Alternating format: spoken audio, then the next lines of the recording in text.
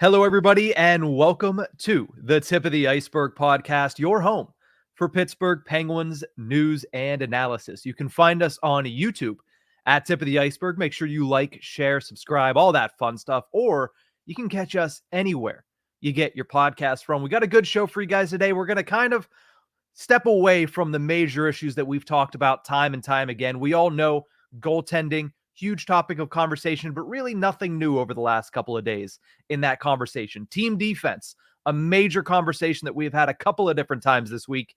We're going to say, because it's still bad, it's as bad as it was before, nothing has changed. So we're going to leave that on the back burner as well for the time being. And instead, we're going to look at something that's actually been a bright spot for the Pittsburgh Penguins this season, and that's special teams. So we'll lead the show off with that, and then we'll discuss why next week is massive for the Penguins season, or I should say this next week, including the doubleheader on Friday and Saturday out in Western Canada. And then we'll close out the show discussing a pair of Penguins Cup champions that have been moved around. Could it be the end for two of these Stanley Cup victors? Let's get started. And we're going to kick things off with a bright spot for the Pittsburgh Penguins, which has actually been special teams. Whenever I was kind of figuring out what to talk about today, I was saying, you know what, the power play's been pretty good. But you know what else? The penalty kill's also been pretty good. And that was a bright spot all of last season, so it deserves to be talked about. Let's do that first, because it has been one of the most consistent pieces of the Pittsburgh Penguins team over the past year and a half, 2 years. And credit for that goes to Mike Vellucci. Credit for that goes to the players on the ice, because if you look at what they have out there right now, it's mainly the same group of people. And they're once again 10th in the NHL at this current moment with an 82.6% success rate. It's a good start. It's picking up where they left off, especially with that crew specifically. It's Mike Vellucci. When the Penguins entered the offseason, there was real questions about the coaching staff. And obviously Todd Reirden was the focus of that, of the scorn. But I think because, the change to Todd Reirden was likely coming, there was a lot of assumptions that maybe Mike Vellucci would suffer the same fate. Just because what is one coaching change, you may as well do a bunch of them. Ended up just being Reirden. So Vellucci kept his job, and that's part, because of the work he did with the penalty kill. And that's just continuing into this season. He's got the ability to keep these guys pretty centered when it comes to the penalty kill, because that was a downfall for the Penguins for a little bit too. Mm-hmm. It's not a perfect penalty kill, and it still costs them quite a bit at times. But so far, so good. So far, it is just picking up right where it left off. And like you said, it's a lot of the same guys, which is probably ideal considering how good it was last year. Mm-hmm. And who knows if new faces would have changed the system somehow. Yeah, it's a top 10 unit last season. It's a top 10 unit right now. And like I said, mainly the same group, especially, Noel Acciari always gets praised whenever we talk about the penalty kill, but it's deservedly so. The guy leads the team in block shots. He's always out there making big plays on the kill. So, and he has does he have a shorthanded goal? No, he went out on the shorthanded 2-on-1, but he got looked off by Drew O'Connor, if I'm remembering correctly, for the Penguins' lone shorty of the season. But the one player I do want to highlight, and one of the few new faces to this unit, is Cody Glass.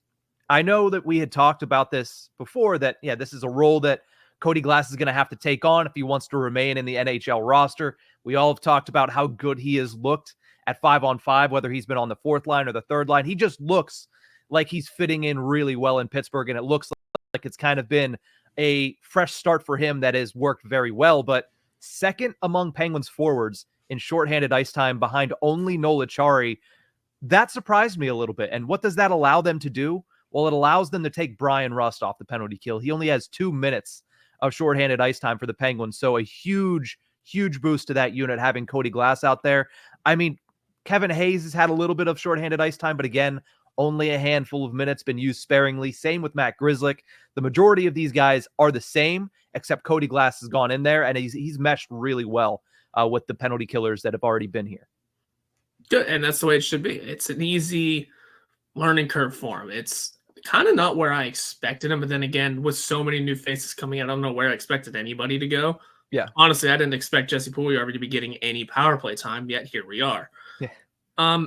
So the fact that transition has been easy for him just shows the kind of system that is being played here. It's pretty loose. It's pretty, I don't want to say that, anyone can perform on it, because sometimes you feel like there should be times that Crosby should be out there, just maybe there's a bad late penalty and you're trying to gain a lead back. And Crosby has the chops to play defense. It's good that Cody Glass can come right in and fill this role nicely. Yeah. Now let's move over and talk about the power play a little bit, because last year, I think it's fair to assume and say that a lot was made about the failure of the Penguins power play, right? I mean, it was one of the primary reasons they missed the postseason last year. 16% success rate, good for 30th in the National Hockey League. Crazy that there were two teams worse than the Penguins on the man advantage last year, but new year, new coach, new scheme equals good return so far, from 16% last year to 24% through the first 8 games of the season this year, which is good enough for 12th in the NHL. It looks like they're doing a lot more short passes. They're doing a lot more player movement. We've seen Erik Karlsson in the net front, which we talked about in the first week of the season as, well, that is, the biggest indicator that they're changing things up, that you've seen Erik Karlsson in the net front on more than one occasion. Still some big issues. I think there's been some moments of poor urgency, which that is not scheme. That is going to be on Karlsson, Letang, Malkin, who I think have all been, guilty of it to this point in the season, and also poor decision-making. The cross-ice passes. And I talked about it yesterday on the live stream. There was a time in that game on Tuesday night on one of the power plays where Crosby and Karlsson were on each half wall, and they tried to attempt cross-ice passes through multiple penalty killers consecutively. Somebody is going to pick that off. You're not playing a peewee team. That is something they need to get out of their system entirely. But I've liked whenever it works best, whenever you're seeing these short passes and a lot of sit-ups in the bumper position, whether that's Rust, who got that goal on Tuesday night in that bumper position, or Crosby, who's been in that position a couple times as well. I like what they're doing on the power play. I like the changes to the scheme, and it needs to be commended, because we said it's going to be a process. It's going to take time. Well, 8 games into the season, and the jump is already substantial. An 8% increase on last season, and obviously going from 30th to 12th, it's huge for the Pittsburgh Penguins. It's huge. It is the start where the numbers are goofy for a lot of teams, but all they have to do is stick there and even out, as the rest of the league does too, to sort of just stay as one of the top power play teams in the league. They don't need to be number 1. They don't need to be top 10. If you're top 10 in both of these units, special teams, that is going to go a long way into getting you into the playoffs, considering what you are at 5-on-5 right now. Yeah, exactly. If you really think about it, I mean, they were 30th last year, and had they been 28th or 29th even, they would have been a playoff team had those goals come at the right time. It was that simple for the Penguins. They could have had an awful power play and still made the postseason. This time around, if you're cooking, like you said, with top 10 units on both the power play and the penalty kill, there's no reason why this team shouldn't roll right along. Doesn't help that the defense on 5-on-5 is kind of terrible. Kind of, yes. And that the goaltending still needs to organize itself, but we haven't had much time to really get more organization in with three on the roster. But for now, getting those units awake while everything sort of, like I said, evens out, organizes itself, and decisions get made. If leashes get shorter, as long as those 2 units are rolling on all cylinders, there shouldn't be too many issues with finding wins and finding success down the line. It's a tough stretch right now, but once they return home and get a little bit more of a rhythm, a little bit more home cooking, maybe there's something to be had there. And if I'm not mistaken, this is also the first time this season where they've had 2 days in between games, like 2 days off in between games. So that's going to play a part in this as well. We talked about the hectic October schedule. That's always something you have to look at, especially with an older team. Now, again, average ages, under 30 years old. They are no longer the oldest team in the NHL. I believe they're the 3rd oldest team. So positive regression there from Kyle Dubas. But I will say it's not all sunshine and rainbows, for the Penguins power play unit. They do have the most expected goals against of any power play in the National Hockey League, which means they're giving up the most opportunities while on the power play in the NHL. That's nothing new. But the good thing for them is they also have the highest expected goals for in the NHL this season on the man advantage. It's kind of been a microcosm of this team in entirety. All gas, no brakes. All offense, no defense. That's what they've been as a whole, and that's what they've been on the power play as well. It's nice to see those opportunities come. It's nice to see them creating those chances, getting expected goals, and also, I mean, they're 12th in the NHL, finishing a lot of those chances as well. But you got to limit the mistakes. And a lot of that is what I talked about earlier.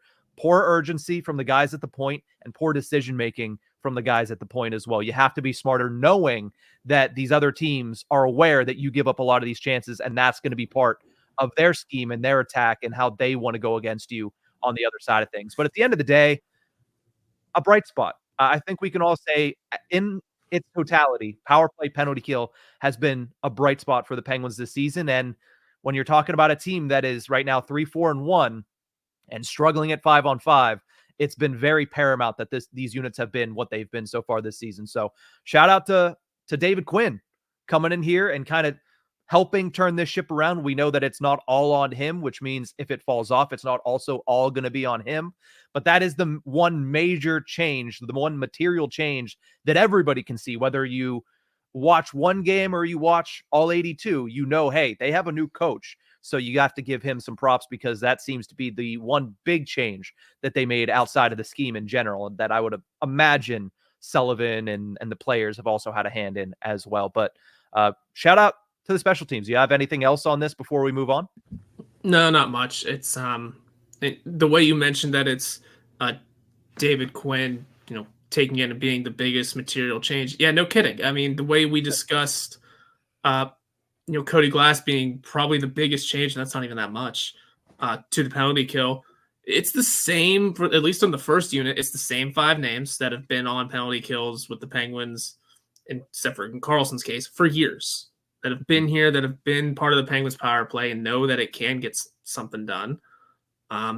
It's definitely more along the lines of maybe getting a new power play coach was part of a wake-up call almost. Maybe, yeah. Maybe there's, the scheme changes. The second unit, at least according to Daily Faceoff, reads Matt Grzelcyk and Kevin Hayes on the point. 2 new faces. I would argue even Jesse Puljujarvi's a new face, especially to the power play. Yeah, definitely. So the second unit, again, I know you don't care for the second unit, but... Not that I don't care, but what I always say is if you get to your second unit, it means your first unit failed. So I'm not always too inclined to talk about it.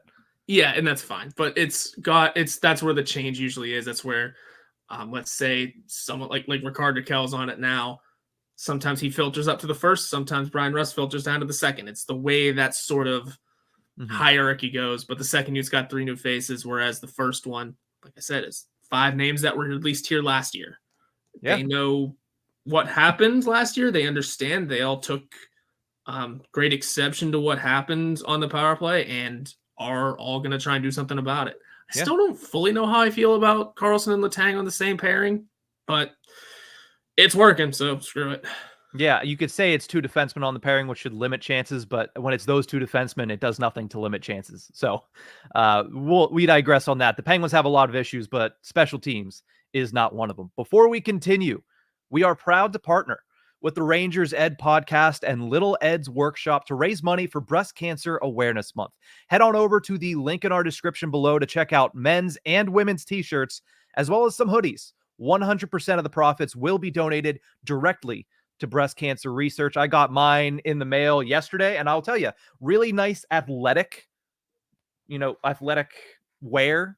Athletic. I'm trying to material. Material. That's exactly the word I was looking for. But it's nice. It fits well. We got the tip of the Ice-Burgh logo on there. It says in October, hockey players wear pink. I love the design. I love the guys over at Rangers Ed. They also sent me this Crosby jersey plaque behind me too. So that's on their site as well. So if you're interested in that, that doesn't go towards breast cancer. But while you're there getting your shirt, maybe check out some of the plaques as well, the jersey plaques. It's a lot of fun. Not only that, but we do have a content announcement for next week. It's watch along week at the tip of the Ice-Burgh. Both Tuesday and Thursday of next week, the Penguins return home from their Western Canada road trip to take on Marc-Andre Fleury and the Minnesota Wild and the young up-and-coming Anaheim Ducks. We will be live through the entirety of both games, watching along with you, answering questions, starting discussions, and reacting to everything we see on the ice at PPG Paints Arena. Again, that is Tuesday, October 29th, Penguins versus Wild. Stream begins at 7 p.m. just before puck drop, and same goes for Halloween, October 31st, Pens versus a orange and black team. How apropos. But we will be live for both of them for Watch Along Week at the tip of the Ice-Burgh.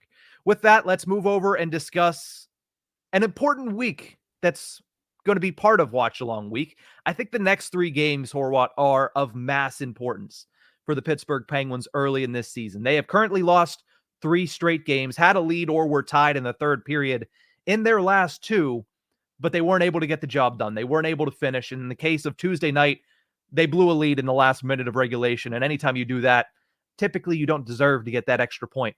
Once you get into overtime, of course, they fall victim in shootout. But now they've lost 3 straight. Now it feels like things are kind of closing in, especially with 3 very tough matchups coming up on the pike for them. Friday night, they go up against the 2-4-1 Edmonton Oilers. I know the record isn't impressive, but this is still a team that went to the Stanley Cup final. This is still a team that went to Game 7 of the Cup final last year. And let's also not forget, this is a team that always matches up very well with the Pittsburgh Penguins. So they have that one. Saturday night on the second half of a back-to-back, they go to Vancouver to take on the 3-1-2 Canucks to round out a 4-game Western Canada road trip. That's a tough matchup. And then, like I mentioned, when they come home, they're going to be welcomed with open arms by Flower, Marc-Andre Fleury, in an emotional game against a team that has been very good to start the season. 4-0-2 are the Minnesota Wild. So all of a sudden, the Pittsburgh Penguins have a tough 3-game stretch to where if you don't get your act together, if you play the way that you've played for the majority of the past 3 games, we could be looking at a 6-game losing streak early in this season. How pivotal do you think this stretch is at the end of October? Extremely. I'm trying to find the last time the Penguins even beat the Oilers, starting with the next game up. It's been quite a while, and they have not been close games. It genuinely looks like the last time it happened was December 20th, 2019. We're talking a pre-COVID meeting between the Oilers and Penguins. That's how long it's been. It doesn't matter how good or bad the Oilers look on in their record right now. Think of it very much at this moment like the Blackhawks forever. As good or as bad as the Blackhawks were, for some reason, they had the Penguins number. Even when the Penguins were winning back-to-back cups, I think the Blackhawks still beat them all the time. Not to mention, certainly when it was in Chicago, they didn't win in Chicago for like 15 years. Yeah, no kidding. And especially to kick off the year where they started whenever they were going for 3 in 2017-18, they trounced them 10-1. So the Blackhawks were always on that level. Didn't matter how good or bad they were. This goes for the Oilers right now too. And here's the thing about the Oilers: they're 2-4-1. That's a very good team. Yeah, that team could still turn it around and punt out a Stanley Cup appearance, championship, whatever you want to put it. And this horrible stretch of they're all multi-goal games that the Oilers have put up on the Penguins. So before even getting into the Vancouver Canucks, who are also the Vancouver Canucks and off to I can't remember their start, but off to a good start. 3-1-2. The Wild are off to a shockingly good start. Before we even get to those two, you got a beast in front of you with the Edmonton Oilers, especially a hungry one that is looking to really prove something now. Yeah, and here's the thing. In totality, styles make fights. Connor McDavid against a team that we're talking about, their biggest issue is team defense. That's worrisome going into Friday night. But just outside of the individual matchups, you cannot, and I can't stress this enough, you cannot lose 6 straight this early and expect to be a team that is going to be sitting in a half-decent position towards the middle part and end of the season. If you lose all 3 of these games, let's say they lose them in regulation, you're 3-7-1 at that point through 11 games. That is your worst start in the past 3 seasons. What happened the last 2 years? You missed the playoffs because of a slow start and you couldn't quite make up the ground. If you go to 3-7-1, I know that right now, if you look in the standings, and we always preach, don't look at the standings too early. But if you look in the standings and you're looking for a little bit of solace, yeah, sure. They sit in 4th in the Metro despite a poor start. But they've played only 1 less game than New Jersey. That's the only team that's played more than them. They've played 1 more than Philly, and they've played 2 more than the rest of the entire division. So these other teams are going to get opportunities to make up that ground on the Penguins fairly easily.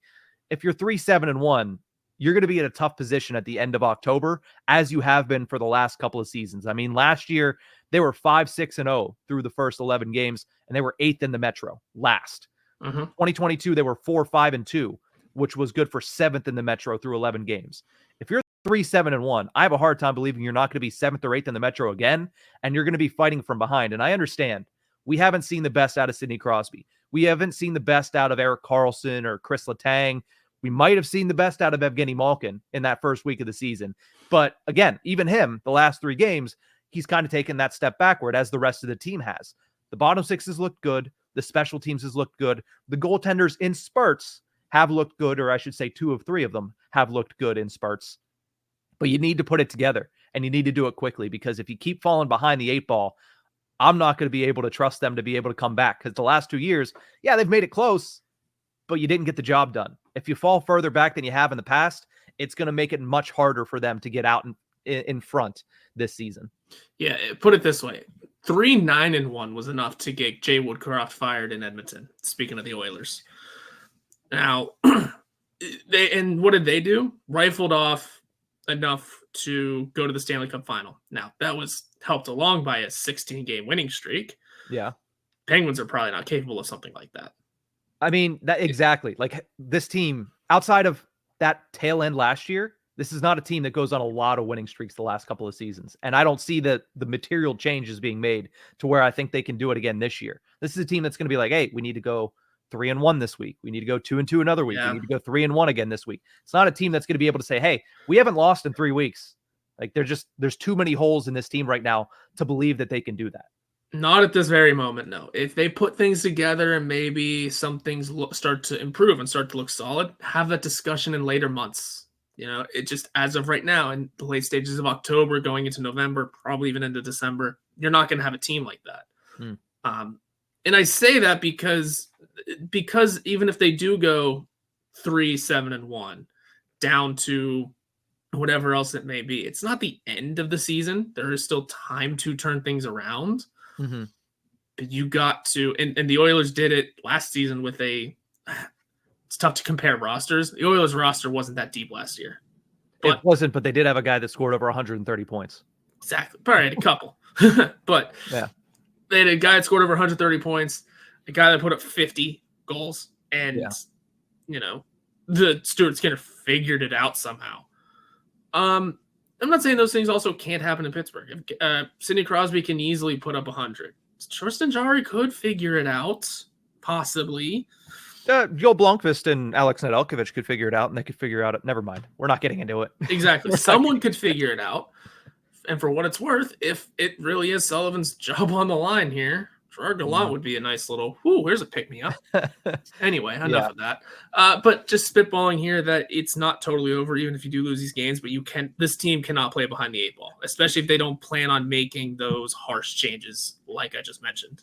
Yeah, I don't remember what Elliot Friedman says it every year. If you're so many points out by American Thanksgiving, 80% of teams don't make the playoffs. If you lose these next 3 and get behind the 8 ball, it's going to be hard. I think it's in a playoff spot by American Thanksgiving. I think he cuts it to like 5 points by Halloween. I forget how he does it. Yeah, but you can see what we're saying here. You need to collect points, and you can't be collecting them one at a time like they did in Calgary, especially when you score a go-ahead goal with 6 minutes left in the game, and you're leading with 60 seconds left in the game. You have to get those the points there. Especially on the road against a good team when you had played as well as they played through the majority of that second half of the game, right? They were great in the second period. They were good in the third period, getting those leads, even though they gave up that lead. I believe it was halfway through that shot from the point from Mackenzie Weegar. They were able to bounce back and kind of take momentum back on their side. And then with the last 6 minutes, they did a Sullivan. They pulled into a shell and turtled and said, listen, we're just going to try to play it in our zone and try to play team defense. That's not been your strong suit all season. That's not a recipe for success. They had to keep the foot on the gas at least a little bit. They didn't. There was a lot of icings. It was a lot of gain the red line and dump it deep. But a lot of those dumps kind of set up Flames players to come out of the zone. So they just in-game have to be better. And when you look at the big picture, if we get to Thursday, if we get to Halloween, and we're talking about, the upstart Ducks coming to town, can the Penguins avoid a 7-game losing streak? They're going to be sitting in a very, very, very bad position that, listen, I'm not going to say it's going to put a nail in the coffin on their season, but I will say I started this year saying, hey, they're a bubble playoff team in my eyes. And I think that they're ahead of the pack when it comes to the teams that are in that area, the Capitals, the Red Wings, there's another one I'm missing. The Sabres are a team that is expected to make that jump. The Senators are always a team that has high expectations early in the season. I thought the Penguins coming into the year had a chance to be in that realm and kind of at the top of that list. You lose these 3 games, I start to think, all right, you're probably a team that is going to need to get hot and get one of those hot streaks to get back into that conversation of being among the top that are in fighting for those wild card positions.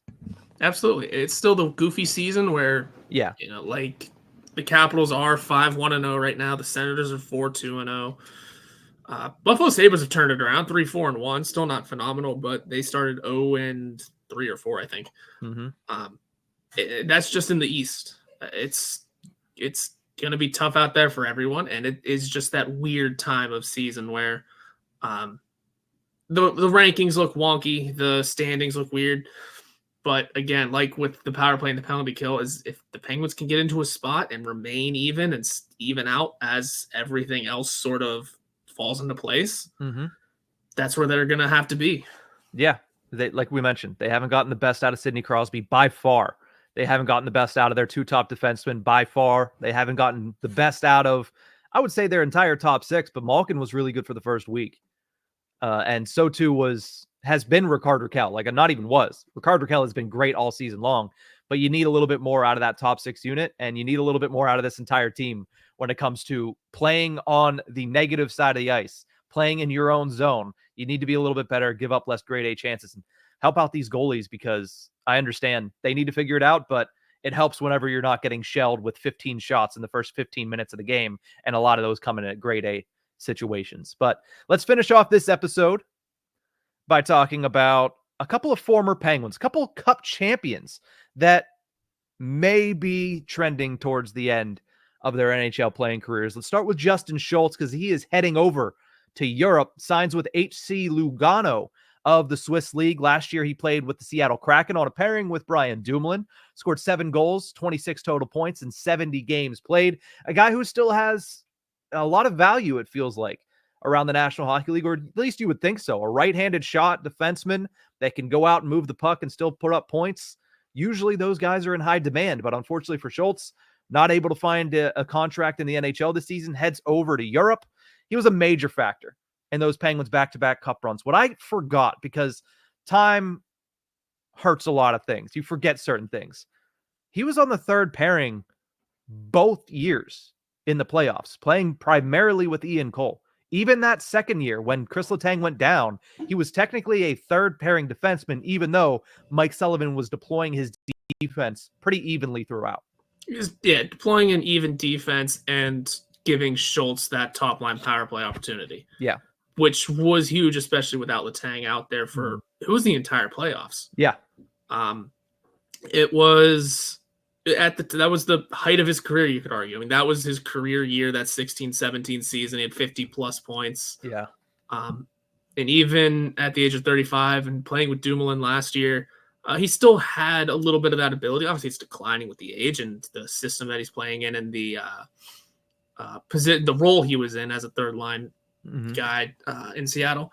It's a little surprising that no one took a flyer on him. That's I mean, listen, if you played better defense, I'd say the Penguins got to get him at league mill, because I'm tired of whatever rotation they're doing with the 3rd pairing on the right side. But last thing you need is three forwards playing defense for you. Yeah, especially all on the right side. Exactly. So obviously wouldn't have fit in Pittsburgh, but that being said, I'm just shocked no one took a flyer on him, especially with the way, I mean, I don't know when everything was set in stone. Utah could use a right mover now. Season. For this year, now that they've lost Marino and Dursey for couple of months each. Yeah. But they also, Utah does like what they have on the right side, and Kesselring, Valimaki, and I think they signed Robert Bortuzzo over the offseason. So they have a decent enough right side to cover. But I'm just shocked there wasn't, of the 32 teams, someone that wanted to take him. Apparently, he may have had options, but he was looking for a certain role. Also, Edmonton would have. that should have been his home. Yeah. I mean, regardless, I think that there's some that say that this could be it. Obviously, there have been players that have gone to Europe and then come back. We'll have to wait and see with that. So we're not saying Justin Schultz is done in the NHL, but obviously when you go over and play in Europe, there is, especially whenever it's this late into the season when you sign, it means you were holding out hope for something in the NHL and you just weren't able to get it. But if you look back at that 2017 playoffs, which is really whenever he became the guy in Pittsburgh, and then, of course, the meme of him walking down Boulevard of the Allies, swigging a beer on Point Park's campus. 4 goals, 9 assists tells a lot of the story, but that goal in Game 4 against the Washington Capitals, I don't think is talked about enough. It's a power play blast from Malkin. Crosby is out in that game because he gets cross-checked to the face in Game 3 against the Capitals by Matt Niskanen. That gave the Penguins a 3-1 series lead. That series went 7 games, but if they would have been tied, if he wouldn't have scored that game-winning goal, I know it was the second period, but it was a 2-2 game. They were on the power play. He scores that goal. The place erupts. If they lose that game, there's a good chance they lose that series to the Washington Capitals if you go back to Washington even at 2. Instead, they were up 3-1. I know that it got to Game 7, and then we all saw what happened with Marc-Andre Fleury being hero once again, but that goal is not talked about nearly enough in my eyes. That's a good one. And you're right, because when I think of Justin Schultz goals, that one doesn't even come to mind because I immediately jumped to Game 7 against the Ottawa Senators. Believe it was the go-ahead goal at the time. Third period, yeah, it was the go-ahead goal in the third period. But then also in the Cup final, I believe it was Game 5, he opened the scoring of that blowout. They were both the same sort of from the point blasts. Those are the ones I remember more, maybe because the height of the goal is a little higher and a bit more clutch. But that one is a good one. In fact, I don't even remember the play at all. So thank you for that. Now I need to go do some research after this. Yeah, just look up Justin Schultz game-winning goal against the Caps in 2017. That's the one will come up. But I agree with you. Obviously, the one against the Senators was huge in Game 7. But I'm just saying this one isn't talked about enough because they might not get to Game 7 against the Senators if he's not able to put the Caps away in this one, especially the moment of having Crosby not out there for that entire Game 4 to be able to come out with the victory. I think that was huge for the Pittsburgh Penguins. So shout out to Justin Schultz. A lot of great memories. I do have that t-shirt of him. It's the Walking on Sunshine t-shirt of him chugging a beer on Boulevard of the Allies. But, always goes down in Penguins history as one of those big time defenders in that 2017 Cup run. And, you mentioned they won in Game 6 against, was it Game 6? No, they won in 6 against Nashville. Whatever game it was, 4, where they blew them out. It was Game 5. Never mind. Yeah, 5. They had to go Game 6 and they won on the road. But Game 5, when they blew them out, he got overshadowed by Ron Hainsey in that one. Oh, well, yeah, but, someone had to open the scoring before they put up 6 more. Yeah, somebody had to score 1 before they scored 2 through 6. You're right. The other player that we're going to discuss really briefly, Connor Sherry, placed on waivers. He was obviously Connor Sheary when he was with the Penguins and winning Stanley Cups, but now he's Connor Sherry, and he has been waived by the Tampa Bay Lightning. 15 points, 4 goals, 11 assists in 57 games last season. He has 0 points in 3 games played. And they said, you know what? We got the other undersized forward that helped the Penguins win cups in Jake Gensel. I don't think we need Sherry anymore. That's fair. It's just, not fair. It's a joke, but yeah. Connor Sherry's always been a weird player. I don't know how to put it. He had good seasons with Washington, but not outstanding. But I guess just kind of playing the correct role for that team. Obviously, he did great things with Pittsburgh. Buffalo is Buffalo. You cannot take that into this consideration. I don't know. I'm not totally surprised because he's undersized and because the production's probably starting to dip a little for his age. And that's a team in Tampa Bay that is more often than not pretty stacked up front. I mean, especially whenever it's now especially when they added guys like Jake Gensel, it's good for Tampa Bay to have that sort. That's a good problem for them to have. And Connor Sherry just becomes gets the short end of the stick of it. Yeah. I mean, if you look at his seasons, sneaky consistent goal scorer. Obviously his career year, similar to Justin Schultz, 2016-17, where he put up 53 points in 61 games, which I can't believe I just read that out loud. Like that's almost a point per game for Connor Sherry is crazy. 23 of those being goals. But you look at, like you mentioned, what he did in Washington, 14 goals, 19 goals, 15 goals. That's a really good stint at the height of his career, right? That's supposed to be his prime. And now it just hasn't worked out when he goes to Tampa. Like I mentioned, only 4 goals last year and not a great start to this season. So is it the end of his career? Probably not. He'll probably get another opportunity somewhere, but unfortunate that it just doesn't seem to have worked out with the Tampa Bay Lightning, because that's a team where you would think an undersized forward that has that goal scoring ability would be able to find a role. Yeah, it'll be interesting to see where it goes. Contract could also be a big part of it. I don't know what exactly is going on with Tampa by way of what their lineup looks like and how things are rolling. Because I mean, like they just signed Jake Gensel for $9 million. It's Connor Sherry's making $2 million and has 2 years left this year and next year, and a 16-team no trade list. Did they just sign this? No, they signed it last year. Last year, it was a 3-year deal. Yeah, what a fascinating little deal they signed him to. I mean, teams are impatient right now too. It's that part of the season where you got to perform right now, right away, for us to want to hold on to you. And no points in 3 games. I mean, for a team that has cup aspirations, especially with it needs to produce and perform without their franchise cornerstone and Steven Stamkos, gotta give the wake up calls. Yeah. So as of right now, Sherry and Schultz likely to be out of the NHL, at least for the foreseeable future. We'll see when Sherry potentially comes back up and goes to the Lightning. But that's going to do it for this episode of The Tip of the Iceberg. Thank you guys so much for tuning into this one. Remember, you can find us on YouTube at Tip of the Iceberg. Make sure you like, make sure you subscribe, tell all your friends, or you can catch us anywhere you get your podcast from. And one last reminder, if you are interested in the Hockey Fights Cancer Tip of the Iceberg shirts, check out the link in our description below. T-shirts, sweatshirts, men's, women's, all the above. 100% of the proceeds go to breast cancer awareness and breast cancer research. But that's it for this one. We'll see you guys next time.